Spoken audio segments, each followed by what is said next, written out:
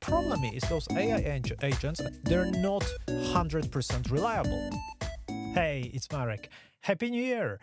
Welcome to the January edition, January 2026, first edition of the podcast, The Economy of Algorithms. Over the past 12 months or the entire 2025, I've written so many Substack articles. I have recorded podcasts. And I still get messages from some of my friends, some of my university friends who say, Marek, it's really interesting. You have all those great stories, but often, you talk about all those complex topics and I can't really follow. And I'm thinking those are my friends who learned AI together with me. They should know, right? But at the same time, I get it. Maybe sometimes we should stop using very, very complex academic language and just, talk to the point and say what's happening. So what I did and what I did for this podcast is I went through all of the text, all of the newsletters and podcasts that I recorded and that I wrote back in 2025, and I distilled 7 traps of artificial intelligence that everyone is falling into that I wanted to quickly go through and give you some ideas of how to avoid those traps. I think that's a really useful list, a list of 7 traps to think about in 2026. Trap number 1, you know how Gen AI often tells you, those chatbots often tell you, hey, this is the best email ever. You should totally send it to your boss. This is flattery by those bots. They do it because their creators, OpenAI, Anthropic, and so on, want them to be nice to us because that's how we keep coming back. That's how we keep paying our monthly subscriptions. The problem is humans really like to be flattered. Vanity, one of our weaknesses. Combine flattery and vanity, and we have a problem. We become confidently wrong because we're fooled by those chatbots. In fact, there was a study back last year on 300 executives. 50% of them, 150 of them, were told to come up or predict prices of NVIDIA stocks by discussing their predictions with a chatbot. The other 50%, also 150 executives, were asked to come up with stock price predictions for NVIDIA as well, but by chatting with their peers. So one group was chatting with chatbots, the other was chatting with other humans. The first group, chatting with chatbots, became very confident of their predictions. The second group, chatting with other peers, were full of doubts. But turns out that those who were so confident chatting with chatbots were totally wrong. Most of them were totally wrong when it comes to the predictions. Those who were not so confident, full of doubts, but chatting with other people were actually much better at predicting the future stock prices. So that's a problem, right? That's a trap we all fall into. We're too convinced about our own ideas because those flattering chatbots reinforce that thinking.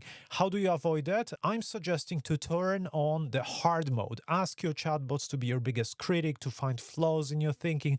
I cannot promise it will always work, but at least there's a good chance it will help you avoid trap number 1, chatbots flattering us times us loving flattery and everyone becoming confidently wrong. Trap number 2, you know how Gen AI never says, oh, I'm not sure about that. Those systems always come up with answers. That's how they're designed. This is basically the architecture of those systems. They just extract information from the compressed representation of the world that they have.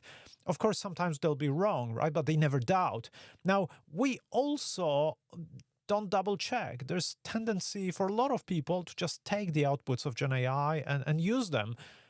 The result, no one is at the wheel. No one's actually verifying those outputs. And we end up living in this sort of permanent beta testing world where customers are now being the first ones to really find flaws with those systems. It's called an AI trust paradox, right? Those systems cannot be trusted, but at the same time, they're so smooth at delivering those trustworthy responses. Taco Bell introduced Gen AI in their drive-through restaurants, where you could just talk to a chatbot and enter an order.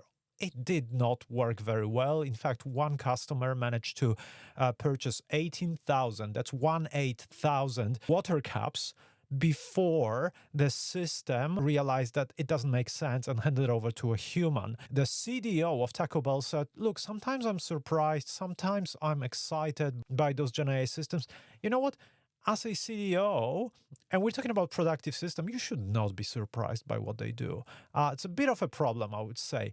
How do you avoid the trap of us not testing those results and those mistakes happening in real life on real customers? There's a concept of chaos monkey. It's a system that randomly breaks parts of your IT systems, your organizations, and try to do that. Introduce what I call the Break It Tuesday, where every week you just shut down some system inside your organization and see how your organization reacts. This is how you create resilience. This is how you create organizations that can respond to those problematic situations. Trap number 2. Now let's move on to trap number 3. Gen AI makes a lot of mistakes. Yep. But we trust it to be correct. Yep. Errors multiply. Everyone talks about AI agents, those software entities that can do things on our behalf. You sort of create an AI agent and let it go wild and they will do things for us. The problem is those AI agents, they're not 100% reliable. They're like 80%, 90% reliable at the moment. Whatever you tell them to do, there's a 90% chance that they do it well. But imagine a chain of agents where one agent hands over to another agent, to another agent, to another agent. A 90% reliable agent handing over to a 90% reliable agent results with an 81% reliable chain. Make it 3, you're going to have 73% reliability of that chain. Make it 15 agents handing over the work to one another. You end up with 21% reliability. Only 1 times in 5 that chain will work correctly. That doesn't make any sense, does it? We don't want those systems to be such unreliable. How do you avoid the trap? Make sure you don't have chains of just agents, but introduce humans into those chains. Maybe every second agent have a human that verifies the outcomes. That's how you avoid that trap number 3, where Gen AI makes mistakes and we trust it to be correct and then errors multiply. Trap number 4, really, really interesting. Gen AI outputs cost nothing and we're very lazy. So sometimes we just stop thinking. We just create those outputs and then we push them out. Back in 2023, Joshua Browder, the CEO of an organization called Do Not Pay, tweeted that they were looking for a human to walk into the US Supreme Court courtroom wearing an AirPod in their ear, and they asked that human to repeat whatever the machine would say. In other words, Josh Browder of Do Not Pay thought that they have a chatbot that could argue a case in front of a court, and they just needed a human. It was like a reverse robot. You know, a human that follows orders of a machine, right? A robot is a machine that follows orders of a human. We need a reverse robot, a bag of bones and meat and blood that walks into a courtroom and follows whatever the machine says. This was probably the first time somebody looked for that type of a worker who would simply just repeat what the machine says. Fast forward to 2026 now, and we have so many slopfluencers, all those people who repeat whatever ChatGPT writes to them and then they post it on LinkedIn, on Instagram, on Facebook, and everywhere. You can spot that AI slop, right? By the way, the word of the year 2025 by Macquarie Dictionary. Crazy time. And look, what do you do about it? Well, to avoid situations like that, slop, like this low quality content, I have 2 suggestions. One I called Pareto flip. Flip the usual order of creating content where you spend 80% on content creation and then 20% on content curation. Now that you can create content so quickly, think about it. 20% for AI content creation and then 80% on human curation. You can still use AI in that 80%, but make sure you spend that much refining that content. Yes, it'll take roughly as much time, but it will also massively increase the quality of that. Also remember about de-slopping your content. I always say you should be drafting your content like a human does, just by yourself, then dialogue with Gen AI to refine that, and then de-slop that content to remove all of those sort of Gen AI artifacts. You know what I'm talking about, all those strange expressions, hyphens, and so on and so on. Draft, dialogue, de-slop. Moving on to the next trap, trap number 5. AI agents are so easy to build right now, and we humans are a bit lazy. We don't like to plan for sort of long-term scenarios, so long-term chaos unfolds. OpenAI late in 2025 introduced AgentKit, a piece of software that allows you to build an agent in just 8 minutes. Now imagine a department in your organization, everyone decides to build an agent right now. You end up with 50 agents built in one day. In fact, I was running a session for Singularity University a few months ago, and we had about 20, 30 executives in the room. The stuff that they built in maybe 45 minutes using Gen AI tools was mind-blowing, how much they built, how great those things were.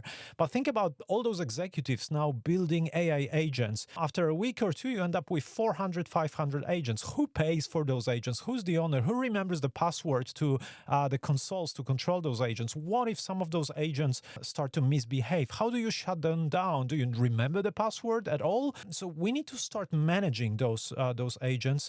Build not just human relations departments in your organizations, but also agent relations. Appoint an owner, appoint somebody who's responsible. Make sure you think about those agents in a similar way you think about employees. Who hires them? Who's their manager? How long are they hired for? How much do you pay for them? And so on and so on. They're not humans, but it's kind of a good idea to use some of the tools that we already have for managing humans and ask yourself, maybe I could use them also to manage agents. Trap number 6, AI is everywhere and humans prefer convenience over compliance. Of course we do. Mess unfolds. In Italy, back in 2023, you might remember the whole country shut down access to ChatGPT because they were concerned about IP. You know what? In 2 days, something really strange happened. All the software developers in Italy, suddenly their productivity dropped the moment ChatGPT access was stopped. We can guess why. In the next 2 days, that productivity rebounded. It sort of coincidentally aligned with a spike in searches for VPN, so a software that allows perhaps those developers to pretend that they're not in Italy. So what people do, whenever there's a ban, we find ways around. It's like prohibition, right? Sort of, there was prohibition in the US, but you could still buy alcohol. And in fact, it was actually worse than before prohibition. How do you avoid that trap? Well, don't ban just like that. Think about creating pathways for your employees to use the best tools or tools that are really as good as those that are outside. Make it easy for people to stay compliant. Easier said than done, but it's very, very important to put a lot of work to help people avoid trying to look for those slightly less official solutions. You might be surprised, but more than 50% of employees all around the world have already used Gen AI tools that were banned or not allowed inside their organizations, and they have used them inside their organizations. Okay, trap number 7, the last trap. AI does what we say, but we never question what AI does, so we end up going faster, but in the wrong direction. AlphaGo, beautiful example. I keep talking about AlphaGo, wrote an entire post about it. Back until 2016, all of the Go masters were roughly the same level for decades, if not hundreds of years. They sort of reached a ceiling of human ingenuity or quality of decision-making in playing the game of Go. 2016, AlphaGo, the algorithm, won against Lee Sedol. This was the first time an algorithm won against a Go master. And then everybody started scratching their heads and thinking, well, if an algorithm is better than humans, then maybe humans could become better as well. So humans started studying how those algorithms played. They weren't copying the algorithms, they were learning from them. And gradually, human quality of playing the game of Go massively increased to the point that we started winning also against AlphaGo. longer story in the podcast. The point here is don't use Gen AI. That's a trap. Don't use Gen AI just to do whatever you would do, but faster, cheaper, and so on. Get it to challenge your thinking. Say or ask a Gen AI system, how would you come up, or how would you do this? How would you do that? And then try to learn from that. Recognize that some of those hallucinations, some of those unusual ways that those systems work might actually be quite creative. And we all know that disruption in business often relies on doing things differently to what everyone else does. So flip the question and then flip the solution as well. These are the 7 traps of AI that I identified in the last 12 months, how AI makes us worse. But for each of those traps, there's a way out, and I hope you learned quite a bit from it. That's it. Happy New Year once again, and stay curious.